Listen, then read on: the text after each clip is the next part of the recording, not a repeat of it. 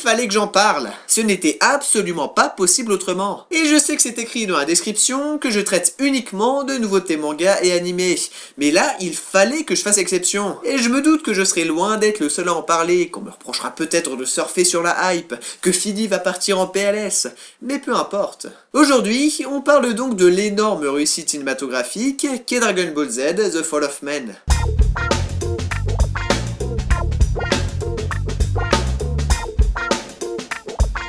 Dragon Ball Evolution avait démontré pour beaucoup qu'adapter le sphinx du manga au grand écran n'était pas faisable, qu'importe les moyens. Et même s'il est bon de rappeler tout de même que ce n'était pas la première tentative. Il faut dire que si toutes se sont lamentablement ramassées, ça relevait presque du bon sens. Que ce soit les personnages, les techniques de combat ou simplement l'univers de Dragon Ball, réduire tout ça en 1h30 avec de vrais acteurs et toutes les restrictions qu'impose le cinéma pour n'en faire qu'un truc à peu près potable, paraissait déjà compliqué. Je m'attendais donc à ce que cette nouvelle adaptation souffre de la comparaison de ses aînés.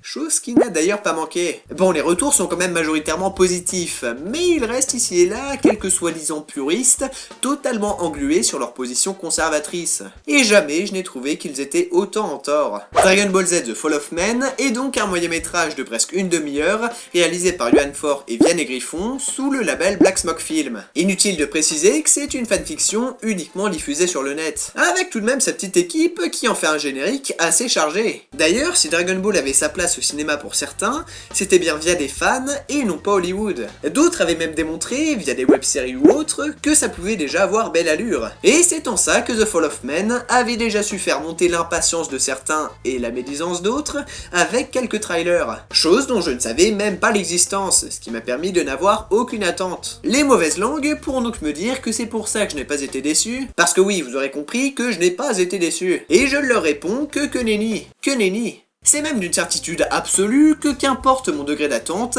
j'aurais autant pris mon pied. Et ce, pour les raisons suivantes. Déjà, l'histoire. L'intrigue se place dans le futur de Trunks, juste avant d'avoir à utiliser sa machine à voyager dans le temps. Ce qui permet, pour commencer, d'avoir un sel bien machiavélique et badass à souhait, et surtout une atmosphère sombre et oppressante. Ce qui en fait un excellent choix d'arc.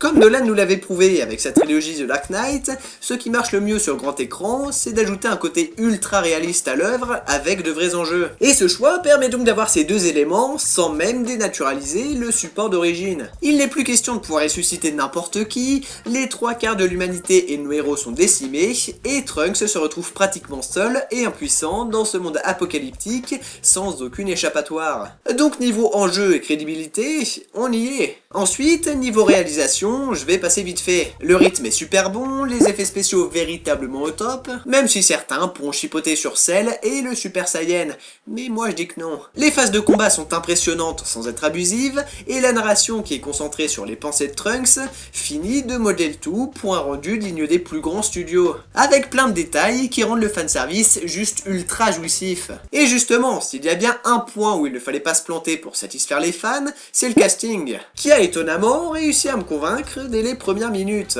Sans parler du jeu d'acteur qui est excellent, chaque personnage colle vraiment bien à l'original, en s'en détachant quand même suffisamment pour ne pas paraître ridicule. Parce qu'aller faire un Trunks ressemblant qui a le même charisme, Chris vous le dira, c'est difficile. Et là encore, ça relève du génie, chacun arrive à avoir ses petits signes distinctifs qui font plaisir sans en surjouer. Même Vegeta, je l'ai trouvé réussi, c'est pour dire. Et puis de toute façon, suffit de voir le Dr Brief pour voir qu'ils ont tout compris. Du coup, quel point est-ce qu'il me reste à aborder? Ah oui, la musique. Elle est cool, voilà. Et bref, je pense avoir à peu près fait le tour de ce qui fait pour moi de Dragon Ball Z The Fall of Man une vraie et première grosse réussite. Le but n'étant cette fois-ci pas tant de vous le faire découvrir, parce que je suppose que vous n'avez pas besoin de ça, mais de faire ma déclaration d'amour envers cette découverte inattendue qui s'est avérée être un incommensurable coup de cœur. Et j'ai aussi l'espoir d'apporter un peu de recul aux quelques fermés d'esprit qui auraient vu ça comme perdu d'avance et auraient déversé leur haine parce que OMG, Trunks a pas les cheveux volés. Pardon.